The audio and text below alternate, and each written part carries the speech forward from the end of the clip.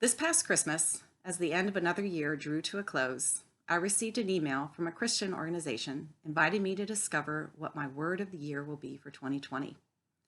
I'd never done a word of the year exercise, but the more I asked around, I realized it really was a thing.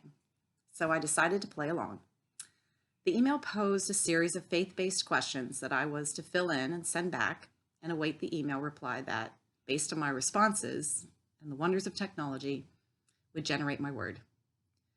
My word for 2020 is gather. Let me add that I'm not a social animal, don't often entertain, and truthfully prefer to be at home or outdoors walking my dog or running most of the time. I don't want to give the impression that I'm an antisocial or an introvert. I thoroughly enjoy the company of people and new experiences. I just don't consider myself a gatherer. So I was disappointed with my results and even considered doing it again just to get a different word, one I would identify with more, one that would make more sense to me. Instead, I chose to see it as a message. I chose to take a leap of faith, to get out of my comfort zone and see where this word would take me. So I took actually a couple of trips in February. The first one inviting along a couple of significant others, my 26-year-old daughter's boyfriend and my 18-year-old son's girlfriend, which was a big step for me to let the two of them into our sacred family space on vacation. Not to mention it was over my birthday. The second trip was with my other daughter to celebrate completion of her medical board exam, and we included her roommate from college. So who says three's a crowd? Goodbye selfishness. I was gaining confidence. I was becoming a gatherer. Back in Maryland, other opportunities to gather populated my calendar in the coming weeks. I was doing it. So then in March, life changed.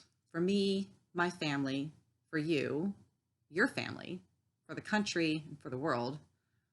As I journey through this wilderness of COVID-19 and adjust to stay-at-home orders, mitigations, social distancing, I realize my word has taken on new meaning.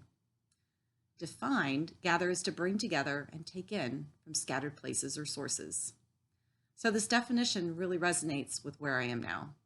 In the same vein that the church isn't a building, it's the people, the word gather isn't just another verb describing a group of people meeting in one place.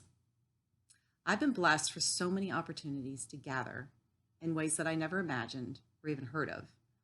Zoom reunions, online meetings, prayer time, virtual game nights, texts, emails, FaceTime, Facebook Live, phone calls, walks, 6 feet apart, have all shaped how I connect with the people in my life. I've reconnected with past and current friends, family from afar, even neighbors, offering a warm smile and a wave from across the street.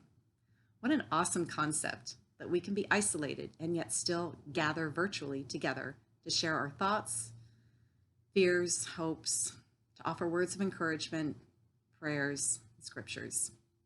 The King will reply, "Truly I tell you, whatever you did for one of the least of these brothers and sisters of mine, you did for me." Jesus reminds us in Matthew 25:40. And earlier in Matthew 18:20, we are told, "For where two or three have gathered together in my name, I am there in their midst." In this abnormal new reality, I will gather and serve others each day with energy, imagination, intelligence, and love. So dearly beloved, we are gathered here today in the presence of God, joined in faith, hope, and love. What God has brought together, let no man tear apart. So what or who are you going to gather today? Amen.